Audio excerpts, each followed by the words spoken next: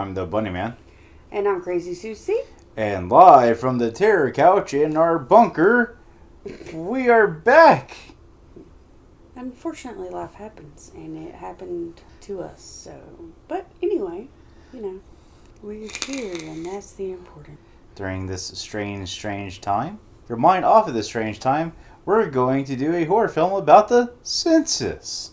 Yes, it's that time of year. If you have yet to fill out your census, go ahead and do that. If you don't, they'll come knocking on your door, asking all of those very intrusive personal questions. Yes. So just fill it out, send it in, do it online, do it on the mail. Well, anyway, you want to do what are you drinking? What are you drinking? Well, in theory, I'm drinking a new Belgium honey orange Tripel. It's a Belgian-style ale brewed with wild African honey and fresh ground civil orange peel. This is bottled conditioned. Is that like bottled and bond? I don't know. It's 10% alcohol. Comes in a 12 fluid ounce bottle. And it says best served at 50 to 55 degrees Fahrenheit. Chillin'.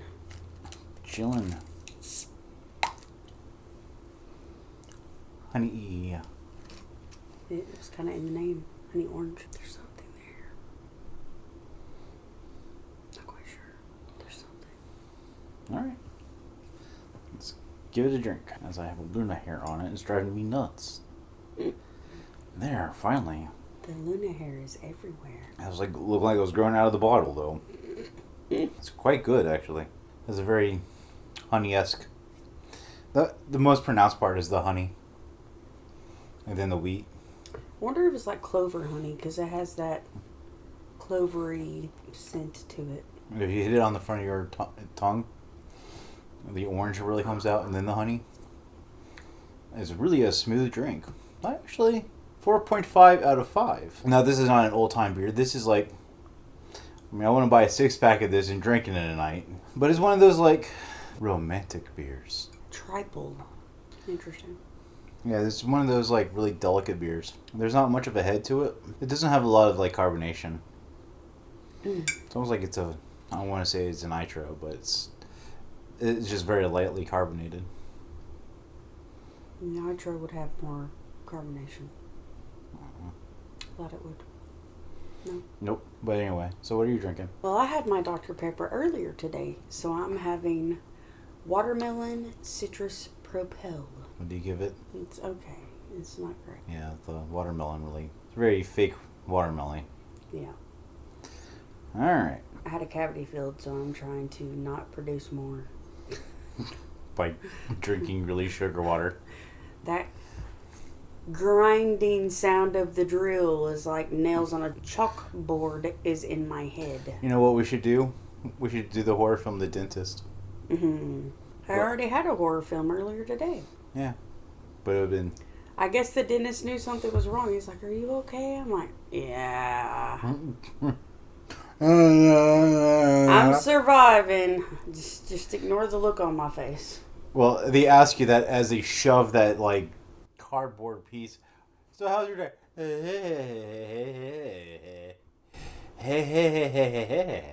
Oh, that's nice. Yeah, he had the little mirror and that suction thing in my mouth and was about to stick the drill in. He had the drill in there too, just didn't have it on yet. And he was like, are you all right? I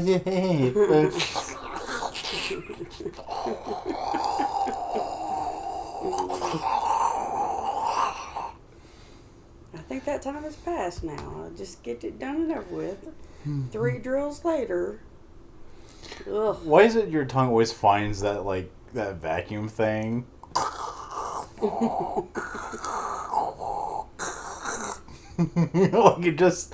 It's like a moth to a flame. Maybe it's just you. Maybe it's just me. Maybe it is. Maybe I just have a large tongue. Back to our... Maybe you do. Back to our, Yes, sometimes.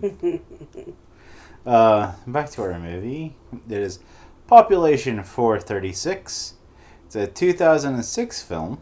It can be found on Prime. And it's 1 hour, 32 minutes, and 26 seconds. Down to the seconds, eh? A. It's a moose. What was that about? I don't know. A.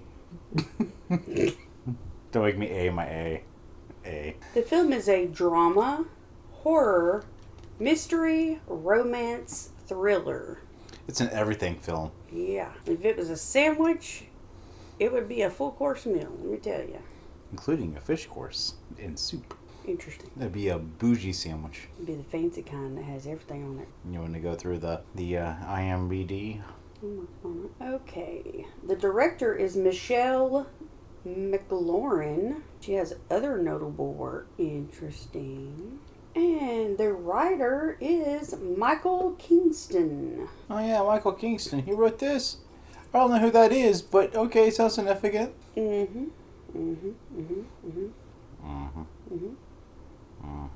The cast: David Ames. He plays the character Ronald McDonald. Graves. I don't know. Leah Innes plays Kathy Most. Susan Kelso plays Nurse Greaver. Rick Skeen plays Ray Jacobs. Fred Durst plays Deputy Bobby Caine. David Fox plays Dr. Harold James Greaver. Goodness, it's a late day.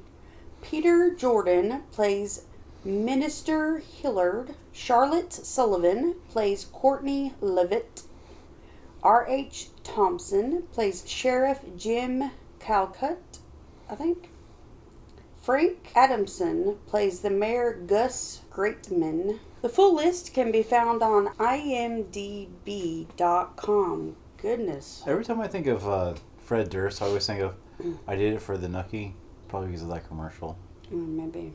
The premise of the film is a census-taker, How fitting. played by Mr. Kady, is sent to investigate why a certain small town has had the same population of 436 residents for the last 100 years. They're just that good. The mystery thickens. They're good like that. That's their lucky number, man. Let me start. Sure. Alright. We open up with a woman screaming while giving birth, while the sheriff car chases a man named Frank. Then we see Frank hit a pothole.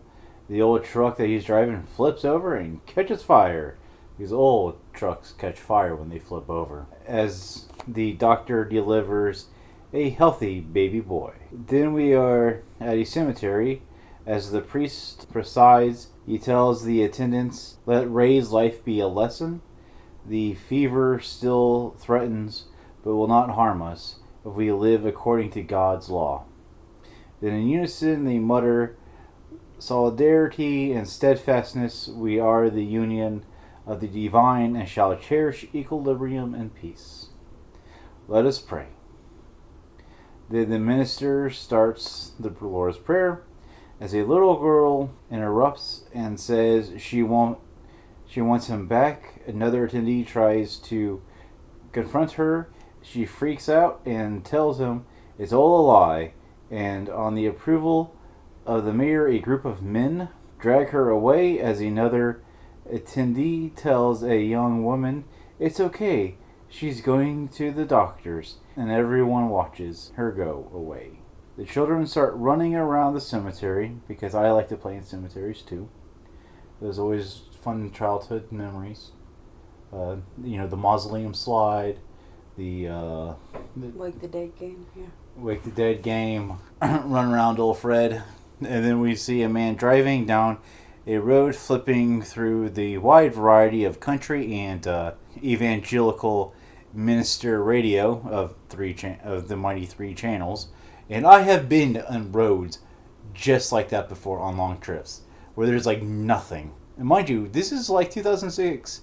They still really didn't have like GPSs, or they didn't have GPSs, and they didn't have like Sirius FM, or you were stuck with a CD player, and that's about it. They didn't have MP3 players or anything like that. Right. Or they were coming out in their infancy. So he's flipping through the radio. Then the man pulls up to a gas station. The attendant asks if he wants gas. He tells him he's looking for Rockwell Falls. And then when the gas station attendants and delivery guy realize they forgot lunch, and promptly and silently decide to close for a little while. Dang, my sandwich is getting warm. Nobody speaks of Rockwell Falls around here.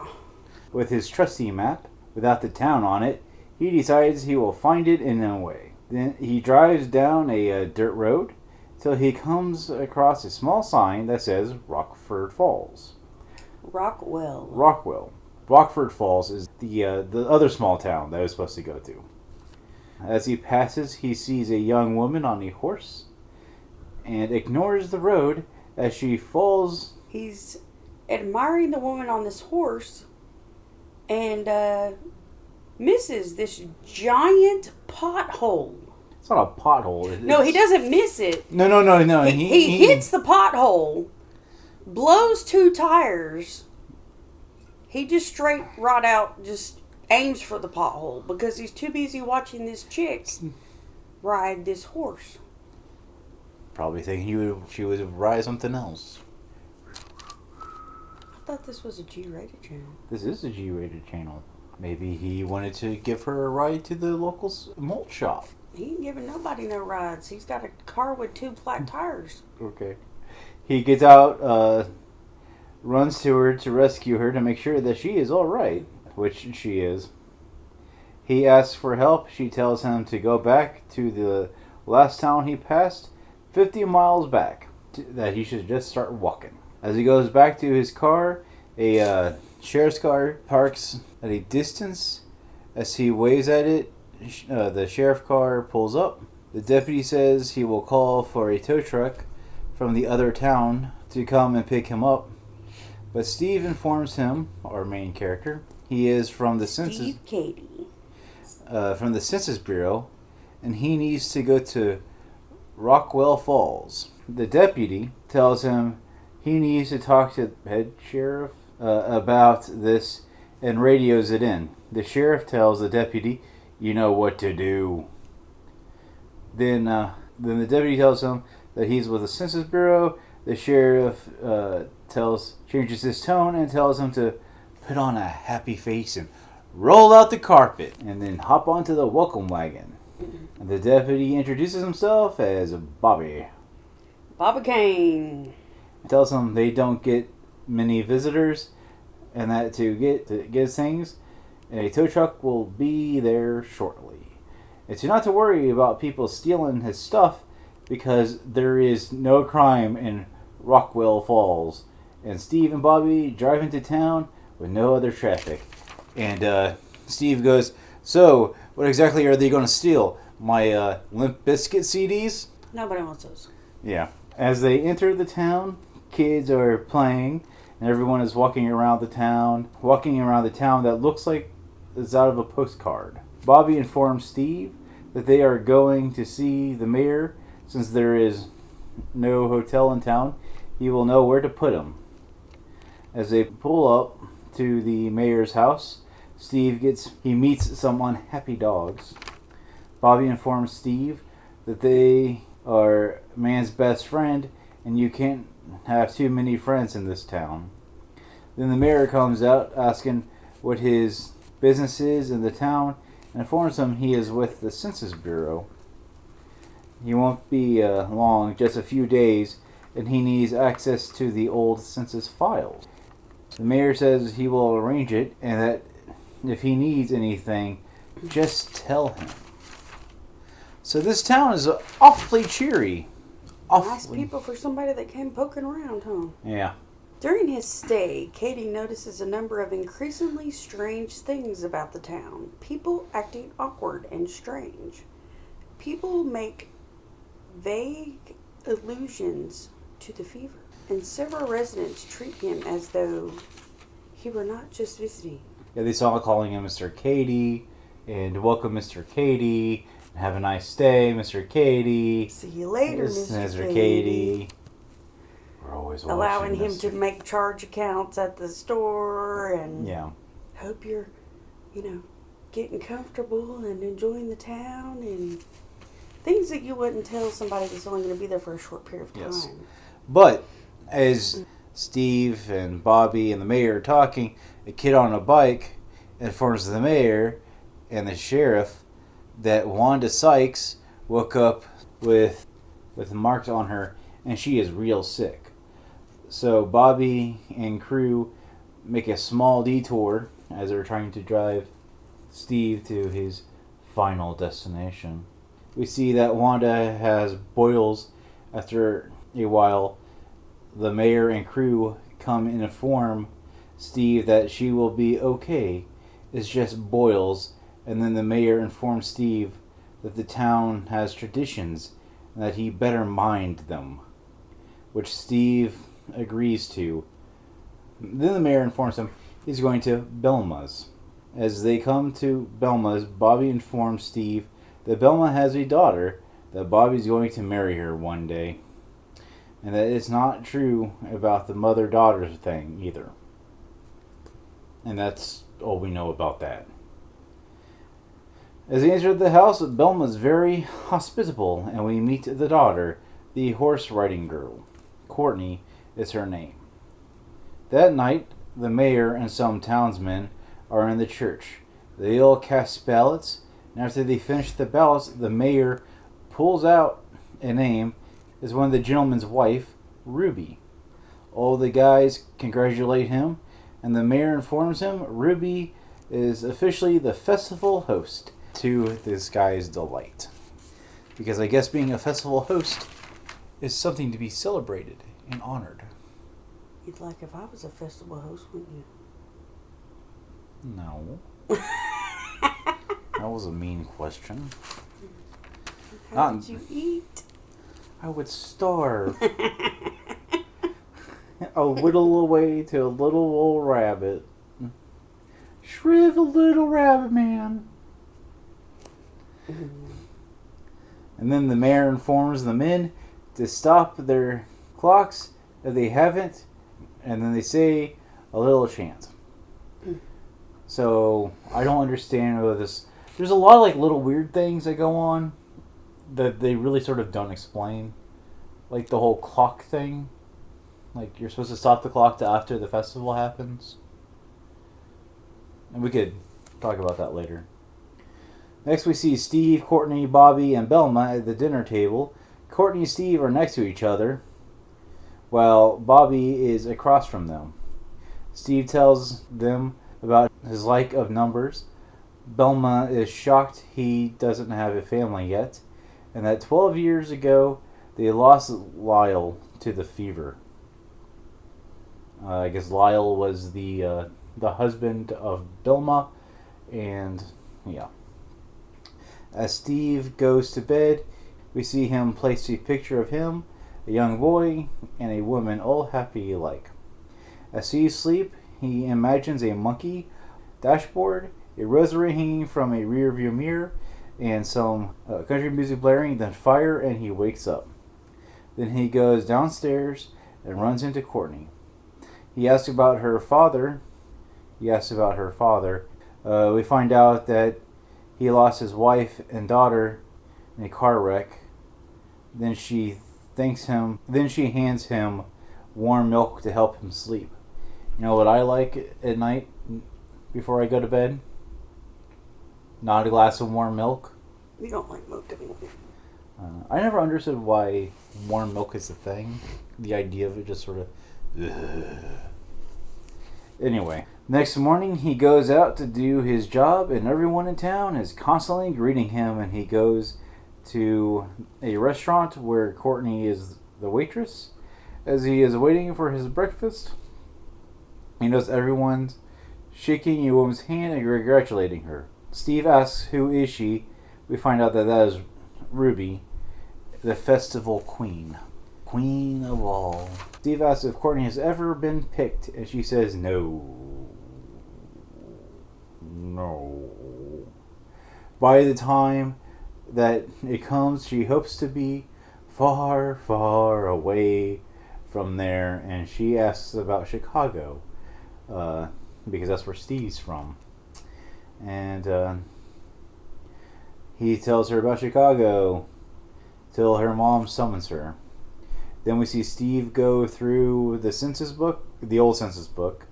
He informs the librarian that his office thought that there was an error because the listed population has been 436 for the past 100 years. All she has to say is that after giving a blank stare, then says everything happens to stay the same around here.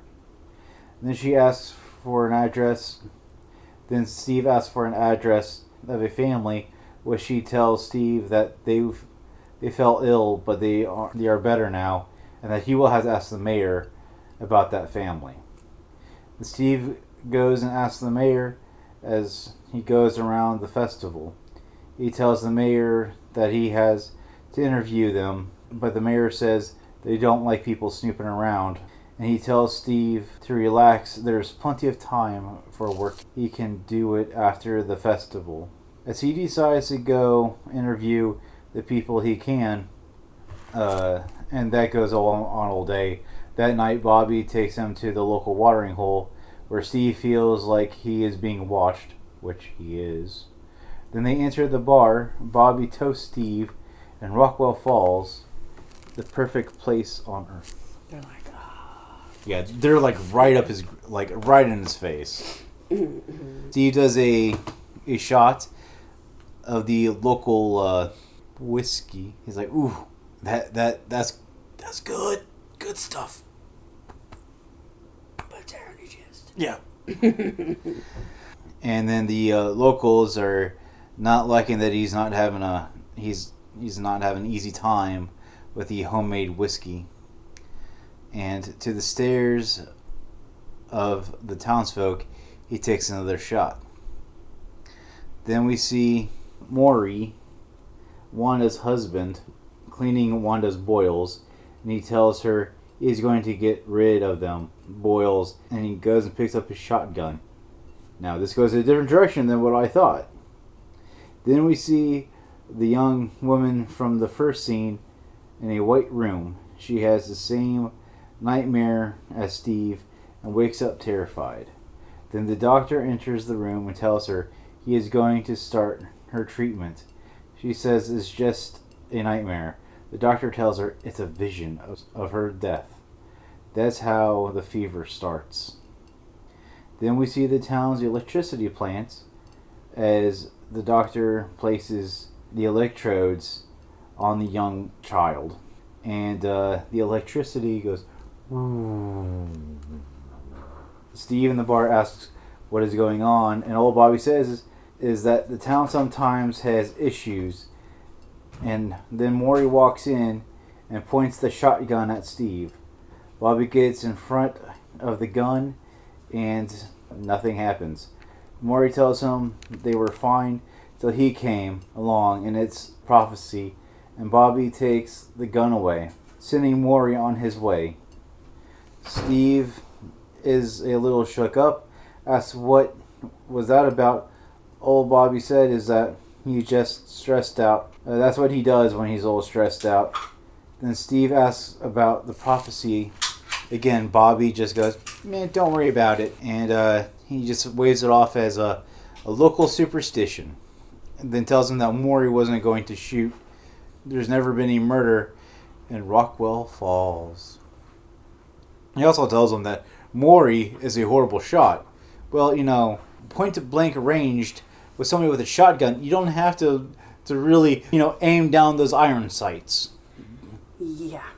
6 inches away, you don't really have to be that accurate. Yeah. When you can feel the sweat of the bullets on your temple. The next morning, Steve goes around interviewing citizens again, and he runs into a lady. He's interviewing her, and he asks if he's ever skinned apples. Have you ever skinned an apple? Mm-hmm. He asks about Ray and Amanda. He is told Ray died a few days ago, and Amanda is she's at the doctor's right now.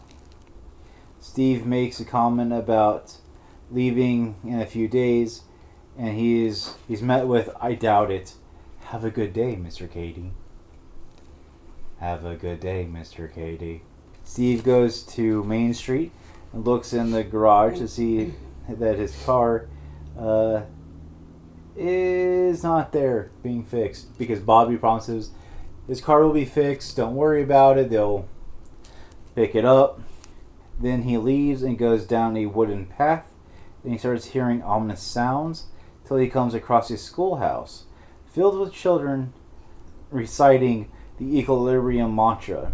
Steve decides to eavesdrop as the children recite the holy words.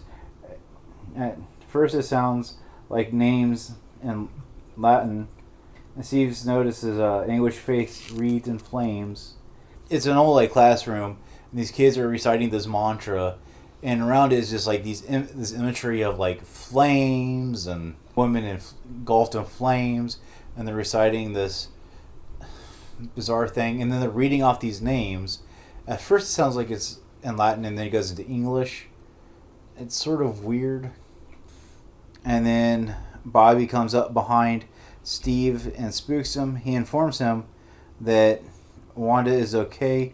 The boils are gone, which was caused by spoiled milk. I know when I drink spoiled milk, I get horrible boils. Because that's why I don't drink milk. Don't want to get the boils. Don't want to get them boils. Barbie then gives him a ride to his next interview. Dr. Greaves. Dr. Greaves. I was thinking, when I was writing this, I thought of General Grievous for some stupid reason. He mentions... Would you want General Grievous to be your doctor? I can dig you. Yeah. He mentions the crazy stuff that he overheard, which Bobby didn't take kindly to in the classroom. Because, Steve's starting to get, really creeped out with, how everything is perfect in this town. Which I would, too. In any situation where everything's too perfect, you know something bad is going to happen. You start questioning things. This whole town's, brainwashed into this. There's... This is normality for them. So, whatever the mantra thing is about, whatever... And, these kids are surrounded by imagery of death and destruction, and... So they're all... And everybody's afraid of this prophecy, which we'll find out what that is in a while.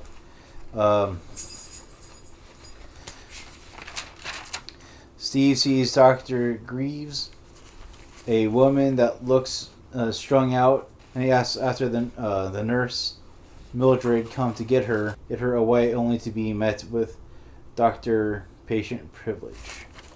So he asks what's going on with this person. And he's like, "Man, Dr. Privilege, it's none of your business." Never mind, Mr. Government Man. Hi, I'm from the government. I'm here to help. None of your business, Mr. Government Man. Mind your business. The census interview begins. After the initial interview, he asks about Amanda, which find out is there. The doctor tells her she is showing signs of schizophrenia, paranoia, and depression. Those are the fun three. And a fever of sorts. The doctor gets a call to leave and tells him to schedule an appointment to finish up. As the doctor leaves, Steve notices the certifications on the wall, and his credentials, as I should say. They just say, "Rockwell Falls, our good doctor." I also think there was one that said, "From the University of Columbia." So, yeah. They're not actual degrees. And then he hears banging and a girl's scream, "Help me." He flies into action, and Mildred and the orderly meets him at the top of the stairs. He told she knew he was there and wanted to make a first impression, and that Steve can see himself out. Then we see the young girl get yanked out of the window. Steve reports it to the sheriff, only to be told it's okay. She's crazy. And she is in the hospital. She's got the fever. She's got the fun three. She's got the fever. And the schizophrenia. And the paranoia and the depression. 2 more and she could be a demon. It's okay. She's a schizo and she's got the fever. Yeah. She's got a boogie fever. Then he asks the sheriff about the doctor. We find out he didn't go to med school and said the family passed down their knowledge for the last 100 years. That it always worked out for the town. And that there is no such thing as going to the outside law. Because it doesn't apply to them. And that's the way it is. We don't like them out. We do it around here. That's the way it is. Steve freaks out a little to Bobby and notices the clocks are stopped. Bobby tells him he will know what will get his mind off of this. Shooting bottles and drinking. Manly things. Bobby and Steve share a touching moment. Steve tells about his wife's passing, and Bobby tells him he's in love with Courtney, but she doesn't see him because he's invisible. Later on that day, Steve gets dropped off at Belma's. He goes into the barn and turns on the light to be met with Curly. He's sort of like the local handicapped man. As the light shorts out, Curly leaves. Then, when he turns it back on, he sees Belma, which Belma tells Steve that he had the fever in the past, and he was one of the lucky ones. Steve goes up to the bed, notices Courtney and the nip, and goes to his room. As he's starting to relax, he opens the door opens, and he sees Courtney in a white nightgown, standing there, and then the monkey rosary front of the semi coming at him, and he wakes up again, startled. He goes back to work in the library. We see from his notes, from 1940 onward, the population stayed at 436. As he is wandering around the library, he notices a illustrated book with occultic writings. Then he picks up another book about biblical numerology. Yeah, there we go. Biblical numerology. Wow, I just butchered that word. He finds God's law and remembers what the children were chanting. So, we are the union of the divine. Solidarity and steadfastness, we are the union of the divine. We shall cherish equilibrium and peace. It's a nice sentiment, though, to some extent. Not killing people, but nice sentiment.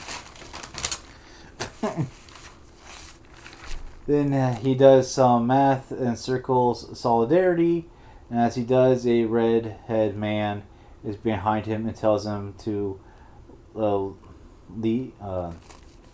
to love it here. He goes outside to try to pursue the man, to only see the delivery guy from the gas station, which he tries to talk to, but he drives off. Neither goes. Then Steve goes into the general store to get a fuse for Belma's barn and asks about the delivery guy, which we find out his name is Red. And we're told he just delivers stuff and goes.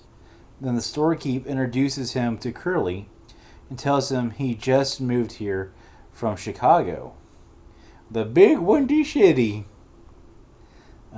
Which Steve corrects and tells him he is passing through. Curly stammers and sputters and doesn't say anything.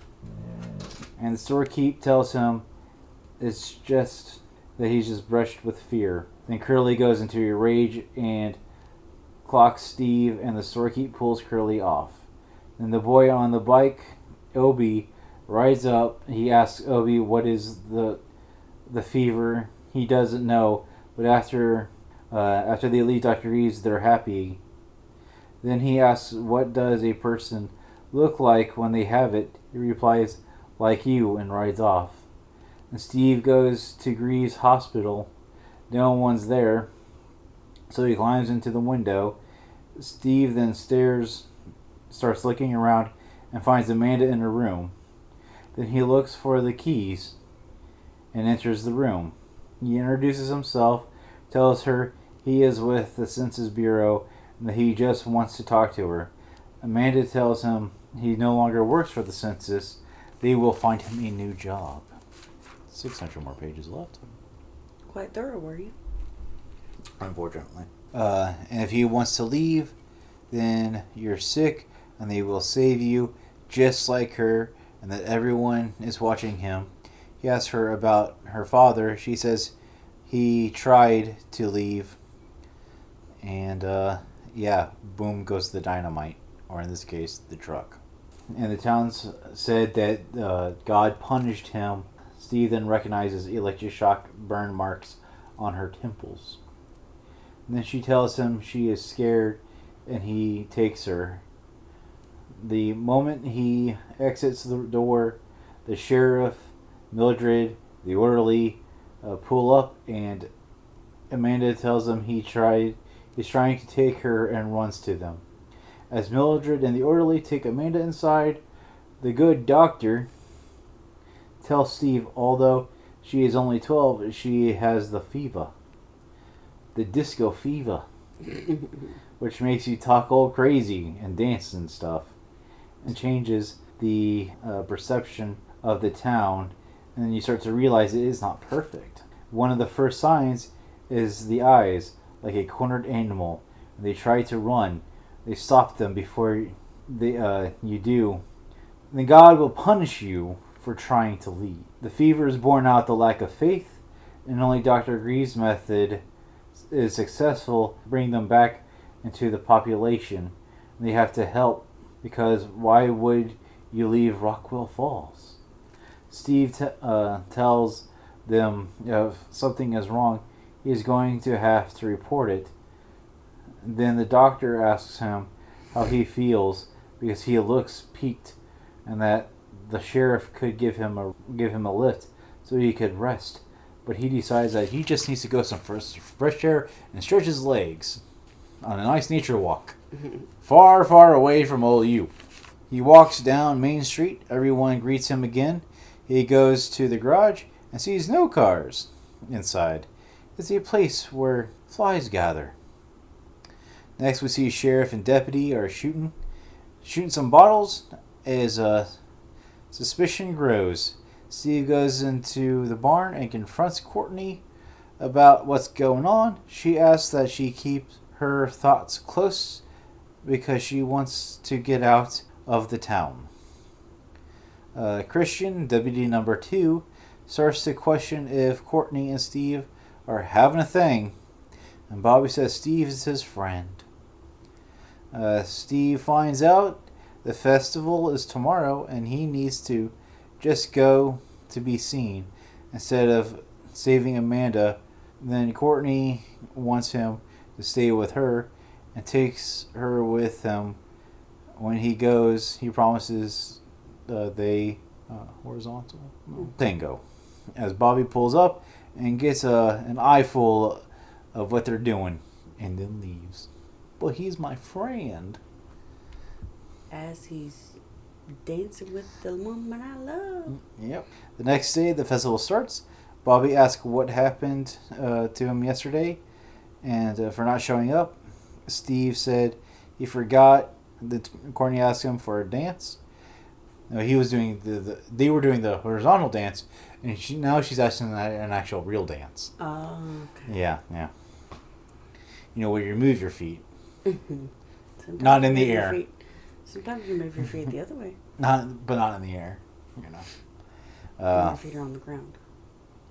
Yeah, well. And then she tells Courtney for a dance.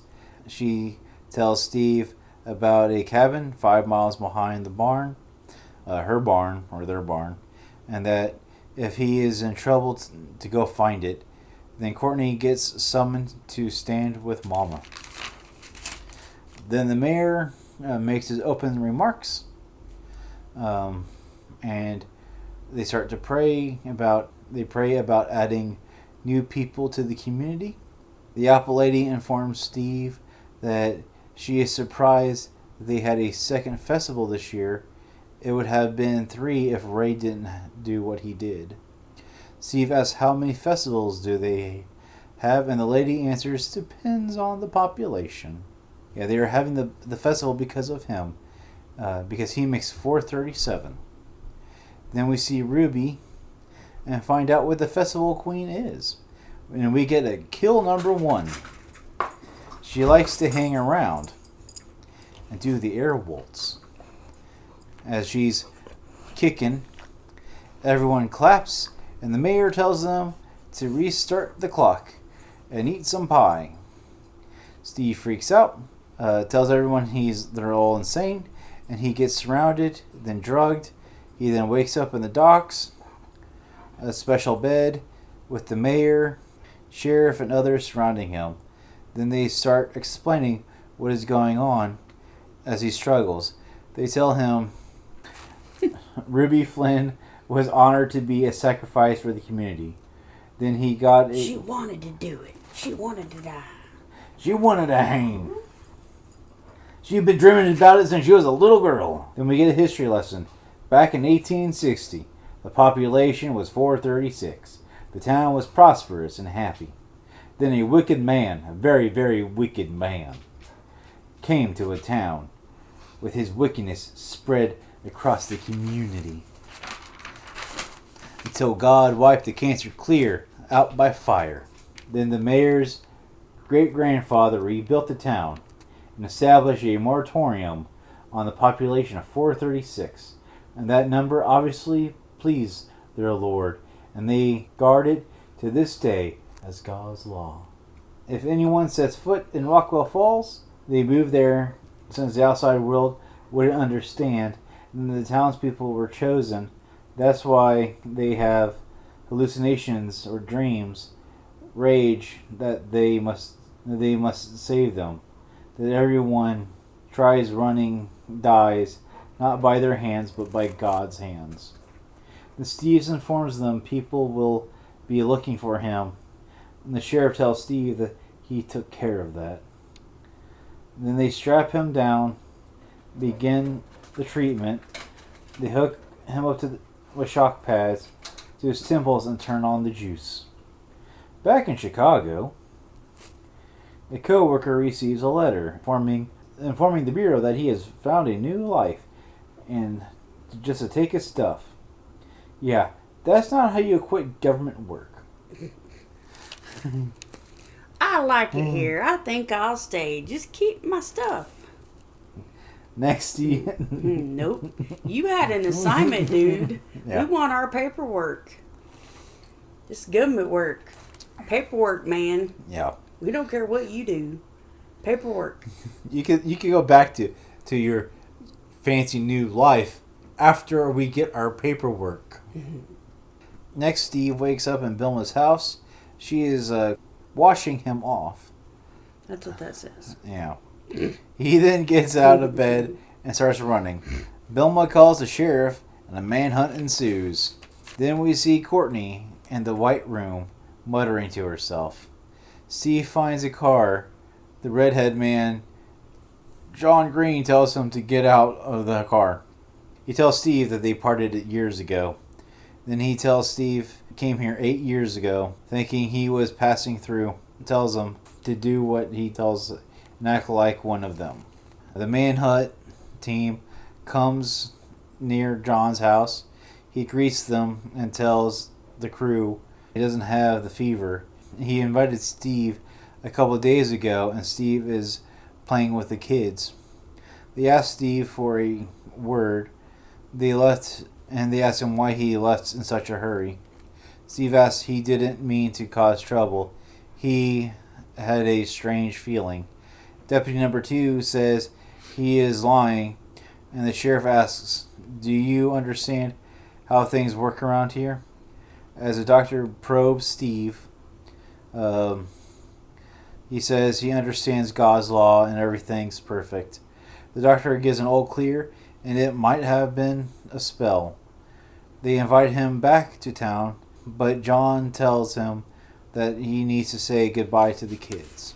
Oh, and then John and Steve get into an argument about leaving and how weird things happen when people try to leave and end up dead.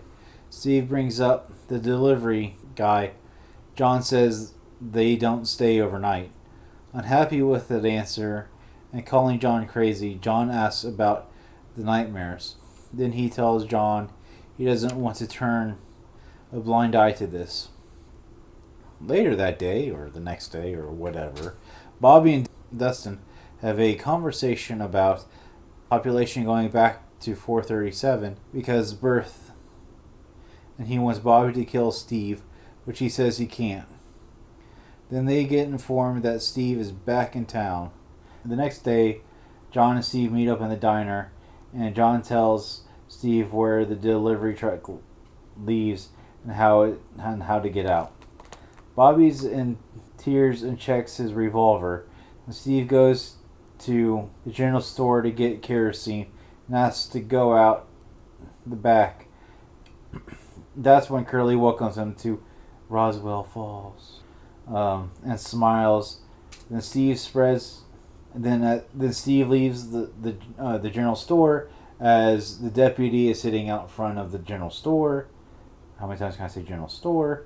He goes to the barn, spreads the kerosene in the garage. As he does it, Bobby comes in with a revolver in hand. He confronts Steve about seeing him and Courtney. Then Bobby gets all emotional and then points the gun to his head, but Steve talks him down, only to knock him out and drag him to safety before lighting the garage on fire. Then the deputy sees Bobby. The other deputy goes over, tries to see if he can find Steve. He sees Bobby's legs behind some tanks, I guess. And then boom. So he realizes that Bobby's car is gone. Yeah. And then he kind of sounds the alarm that Bobby's car is gone. And then he goes looks for Bobby. Or he goes looks for Steve. Right. And then as he finds Bobby laying unconscious, boom goes the dynamite. Or in this case, the garage. With the only remaining fire truck in it. Yeah. And then that's when they start passing water buckets full of sweet tea to put out the fire. And then at this time, Curly's outside and he's laughing. Dustin comes and wakes up Bobby. He tells him Steve is going to get Courtney, and the town pours buckets of water on the flames. Then Steve goes to the doctor. The doctor protests.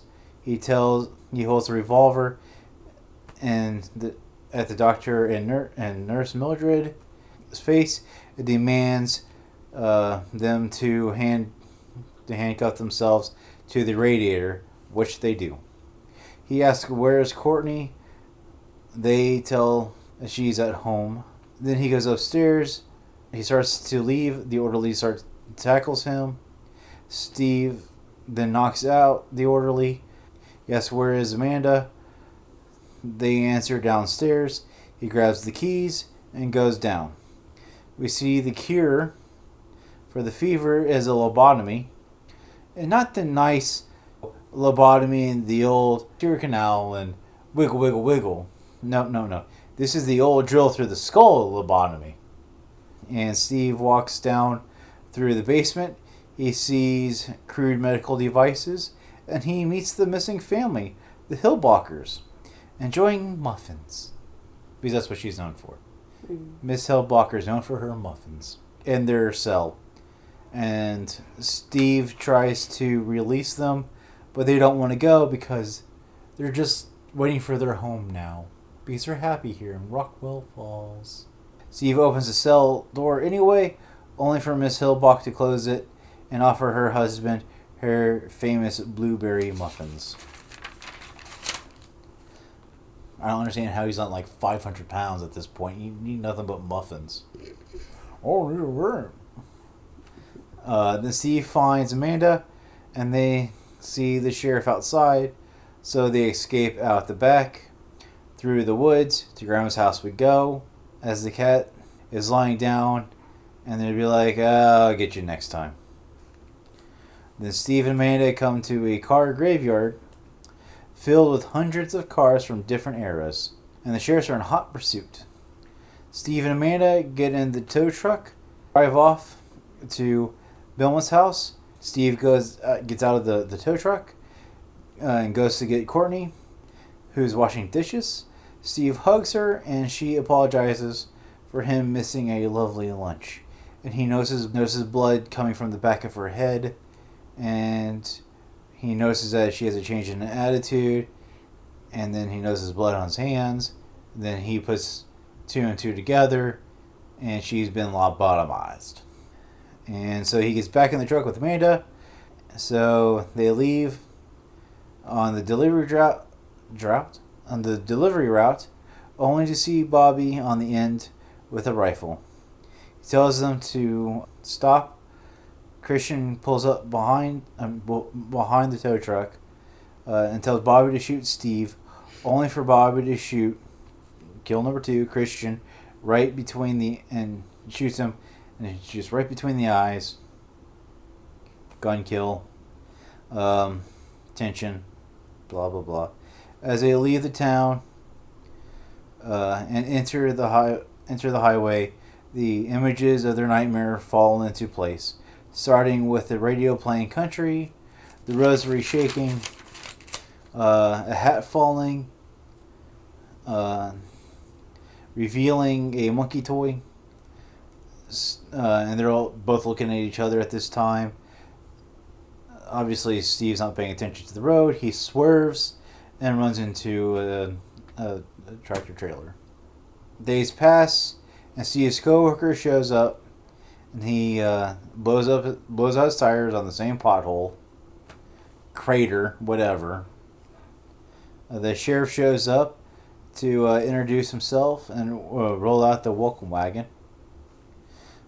He tells Frank, the coworker, that he just missed Steve. He's no longer with us.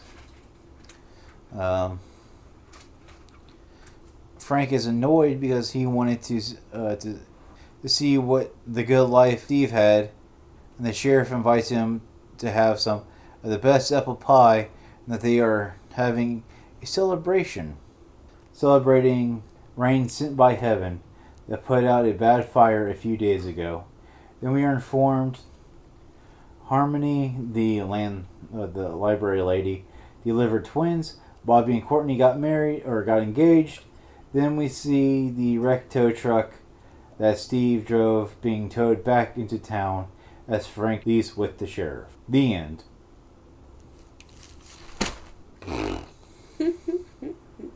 I give this a 4 out of 5. Sounds about right. So, what did you think of it? I thought it was pretty good. It almost sounds like this town is cursed. Is it cursed, or is it just like, I fill your head with so much crap? I mean, all this could have been avoided. Like, Steve could have avoided running into the truck if he paid, attention to the road. The question is there like subliminal messaging throughout this? But how did that make all those things happen? That he's on his dream. Well, I mean, could have been subliminal messaging. I mean, it could be cursed. I don't like that concept. Just because everything else is like, nothing else is supernatural about it. Except for that one element. Nothing else is supernatural about it. So, that's sort of like, the only thing that I don't care for is if that's going to be heavily relied on as the supernatural aspect. Other than that, and I want to know more about, like, I sort of want to know more about the founding of the town, or how it does everything else. This random book that he finds, this Bible of the towns, the numerology, and all this other stuff play into everything else. I'm more interested in that aspect. I think that could have been an avenue they could have gone down to, other than the moratorium of 436. Mm-hmm. And we could assume too that with the graveyard and the sort of like hinting that the town people don't really reproduce. They rely heavily on outsiders to come into the town by accident. Yeah, because they're too closely related. Yeah. But, I mean, one of my biggest irritations out of this is, like, literally he quit his job with a half of a paragraph letter. I found the good life. I give up. I'm out. See you later. You know, that's not how you quit government jobs. Yeah. You just don't give up, and you just don't go out and drop a letter. And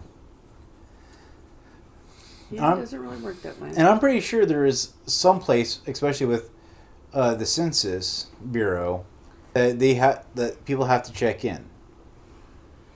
Well, this was years ago where they didn't have electronic. No, but I'm pretty sure they still have to check in, and they don't check in some form or fashion after a certain time. Because, I mean, I can imagine there could be things that happen by doing, you know, people not wanting you on their property and stuff like that. Kidnapping, I mean, worst case scenario. Like, even if it's a payphone. I would imagine now that they don't let people go out individually. Yeah, I think even back then you have to go in a group. Yeah. So that, you know, that's the other sort of like questioning aspect. But I don't really know how the Census Bureau works with that type of thing. I mean, honestly, like, when I first watched this, I didn't really even realize that was Fred Durst, to be honest. I really didn't care. It was just now, it's like, oh yeah, that's Fred Durst. But, I mean, he was decent in the film. It wasn't like... I think this was like his first film, too. You want to say anything else? I think that's probably all.